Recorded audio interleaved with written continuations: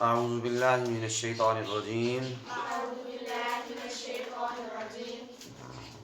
بسم اللہ الرحمن الرحیم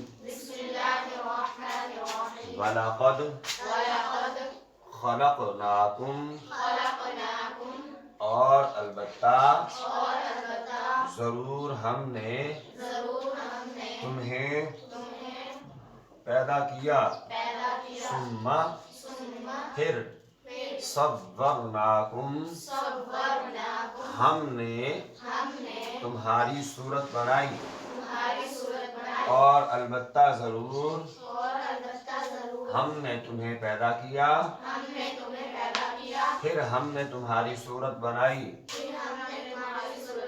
ثم قلنا پھر ہم نے کہا للملائکہ فرشتوں سے اسجدو سجدہ کرو لآدم آدم کو پھر ہم نے فرشتوں سے کہا کہ تم سب سجدہ کرو آدم علیہ السلام کو فسجدو پس سب نے سجدہ کیا الا ابلیس سوائے ابلیس کے لم یکن من الساجدین اور وہ سجدہ کرنے والوں سے نہ ہوا اور البتہ ضرور ہم نے تمہیں پیدا کیا پھر ہم نے تمہاری صورت بنائی پھر ہم نے فرشتوں سے کہا کہ تم سب سجدہ کرو آدم علیہ السلام کو بس سب نے سجدہ کیا سوائے ابلیس کے اور وہ نہ ہوا سجدہ کرنے والوں سے یہ ہے جی سورہ اعراف کی آیت نمبر 11 سورہ اعراف کی آیت نمبر 11 ہے جس میں اللہ رب العالمین نے تخلیق آدم کے بارے میں تذکرہ فرمایا ہے جس میں اللہ رب العالمین نے آدم علیہ السلام کو تخلیق کرنے کے حوالے سے گفتگو فرمائی ہے کیا فرمایا وَلَقَدْ خَلَقْنَاكُمْ اور البتہ ضرور ہم نے تمہیں پیدا کیا ہم نے تمہیں پیدا کیا سب کو کس نے پیدا کیا ہے اللہ تعالیٰ نے پھر ثم صورناکم پیدا کرنے کے بعد پھر ہم نے تمہاری صورت بنائی صورت بنائی حضرت آدم صفی اللہ کی جو ہے پیدائش کا تخلیق کا تذکرہ ہے پھر فرمایا ثم قلنا پھر ہم نے کہا للملائکہ سارے فرشتوں سے اسجدوا لآدم آدم علیہ السلام کو سجدہ کرو آدم علیہ السلام کو سجدہ کرو فسجدوا بس سب نے سجدہ کیا سوائے ابلیس کے سوا جتنے ملائک فرشتے تھے چھوٹے بڑے جتنے بھی سب کے سب نے حضرت آدم علیہ السلام کو سجدہ کیا اور ابلیس نے سجدے سے انکار کیا اللہ فرماتے کہ وہ سجدہ کرنے والوں میں سے تھا ہی نہیں وہ شروع سے ہی ایسا جو ہے وہ اس کی مقدر میں اس کی قسمت میں بھی اللہ رب العالمین نے سجدہ نہیں لکھا تھا تو اللہ رب العالمین نے یہاں حضرت آدم علیہ السلام کی تخلیق کے حوالے سے کچھ تذکرہ فرمایا ہے بڑی توجہ کے ساتھ سماعت کیجئے کہ حضرت آدم علیہ السلام کو جب اللہ نے پیدا کرنا چاہا تو اللہ رب العالمین نے حضرت جبریل کو بھیجا زمین پر کہ جاؤ زمین سے مٹی لے کر آؤ جاؤ کیا کرو زمین سے مٹی لے کر آؤ حضرت جبریل زمین پر آئے مٹی اٹھانے لگے تو زمین بولی کہ مجھ سے میرے حصے کو جدا نہ کرو مجھ سے میرے حصے کو جدا نہ کرو اور میری شکل خراب نہ کرو حضرت جبریل کی بارگاہ میں حضرت جبریل سے زمین نے اللہ کا واسطہ دے کر کہا کہ تجھے رب کا واسطہ میرے وجود سے میرے حصے کو جدا نہ کرو جبریل امین واپس چلے گئے بغیر مٹی لیے پھر حضرت اسرافیل کو بھیجا حضرت اسرافیل سے بھی اس نے اسی طرح اللہ کی قسم دے کر انہیں بھی جو ہے وہ منت ترلے کر کے واپس بھیج دیا۔ حضرت اسرافیل کے بعد حضرت میکائیل آئے، ان کو بھی اسی طرح واپس بھیج دیا۔ چوتھی بار حضرت اسرائیل کو اللہ نے بھیجا کہ جاؤ زمین سے مٹی لے کر آؤ۔ جب حضرت اسرائیل مٹی اٹھانے لگے تو زمین نے پھر کہا کہ تجھے رب کا واسطہ تو مجھ سے میرے حصے کو جدا نہ کر۔ تو حضرت اسرائیل نے آگے سے جواب دیا مجھے یہ بات گوارا نہیں ہے اور میں اس بات کو اچھا نہیں سمجھتا کہ اللہ تعالیٰ نے مجھے حکم دیا ہے اور میں اس حکم کی خلاف ورزی کروں۔ اللہ نے مجھے جو حکم دیا ہے میں اس بات کو دیکھ رہا ہوں کہ مجھے حکم دینے والا اللہ، جس رب کا تو مجھے واسطہ دے رہی ہے نا، اسی رب نے مجھے بھیجا ہے اور میں یہاں سے مٹی لیے بغیر نہیں جاؤں گا۔ حضرت اسرائیل نے پھر زمین کے مختلف حصوں سے مٹی اٹھائی، زمین کے مختلف حصوں۔ اللہ تعالیٰ آپ کو بہت زیادہ سرمایہ دے، آپ کے والدین کو، تو آپ دنیا کی طرح مختلف ملکوں کی اگر سیر کریں نا تو آپ کو اس بات کا جو ہے اندازہ ہو جائے گا کہ مختلف علاقوں کی مٹی جو ہے اس کا رنگ مختلف ہے۔ مٹی ہر ایک جگہ کی ایک جیسی نہیں ہے، اس کا کلر، اس کا رنگ مختلف ہے۔ اس کے اندر جو نباتات ہیں، جو اللہ رب العالمین نے اس کے اندر جو چیزیں رکھی ہیں ہر جگہ کی کے حساب سے مختلف ہیں۔ تو جیسے حضرت آدم علیہ السلام کو اس مٹی سے خمیر تیار کیا گیا، پھر 40,000 سال وہ ایسے ہی خمیر پڑا رہا، ٹھیک ہے، وہ خمیر، وہ مٹی جو گوندھی ہوئی مٹی تھی، ٹھیک ہے۔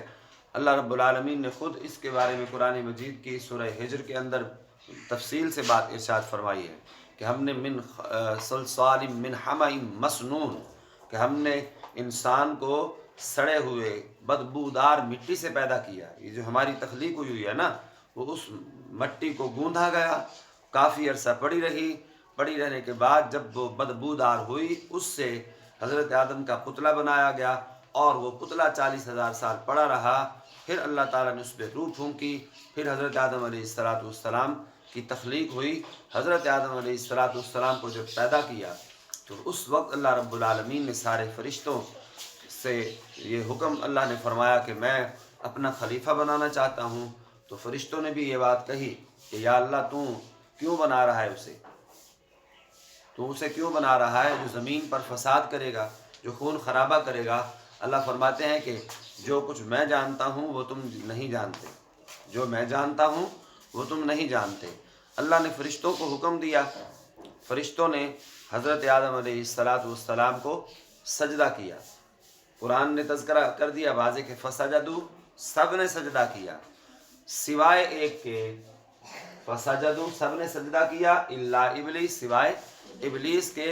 سارے کے سارے ملائک سربہ سجود ہوئے، حضرت آدم کو سجدہ کیا اور ابلیس نے سجدے سے انکار کیا۔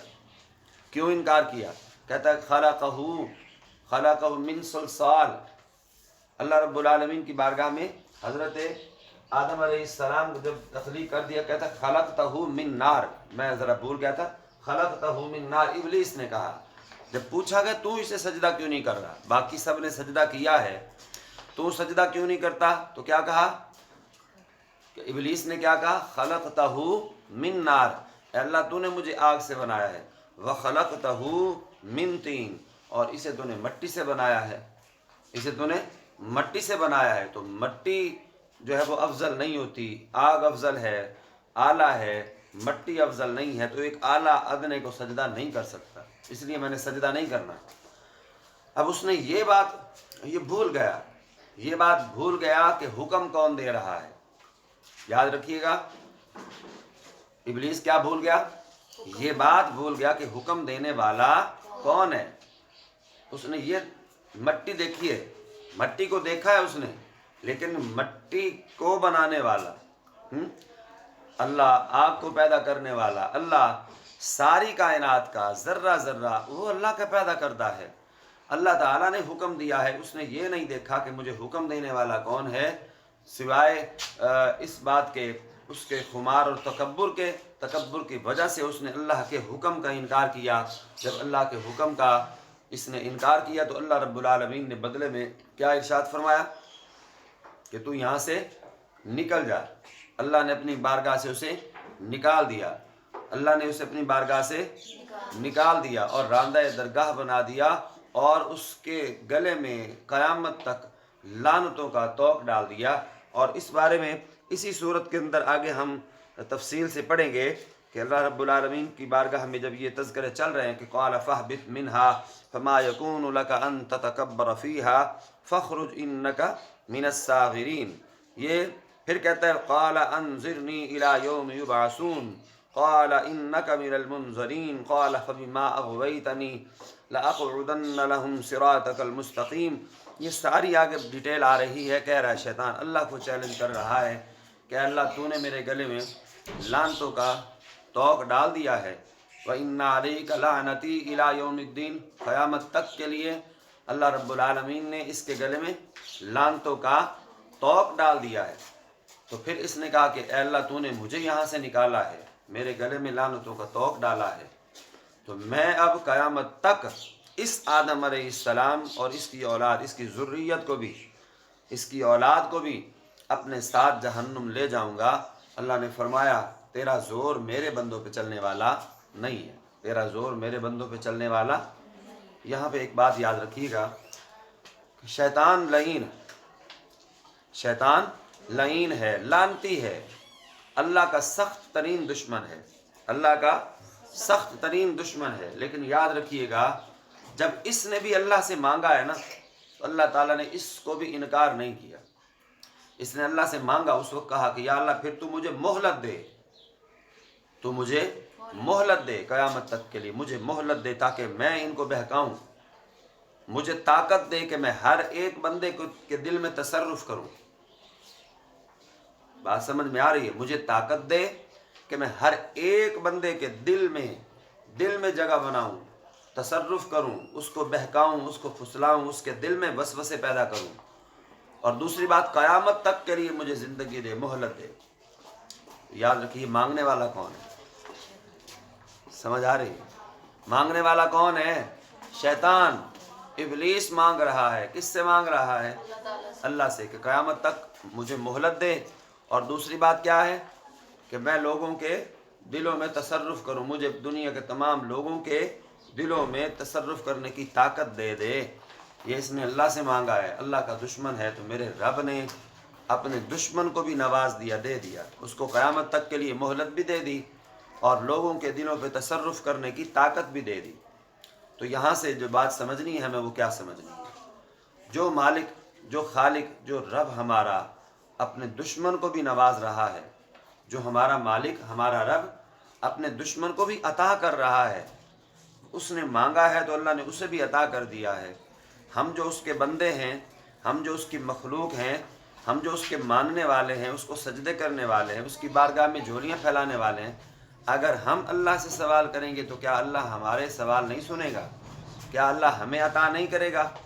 तो इसलिए बड़े शौक़ के साथ, बड़े शौक़ के साथ और बड़े इन्हिमाक के साथ, बड़ी रग़बत के साथ, बड़ी रग़बत क्या होती है कि सब तरफ से तवज्जो हटाकर एक तरफ शौक़ से, रग़बत के साथ अल्लाह की बारगाह में इल्तिजा करे।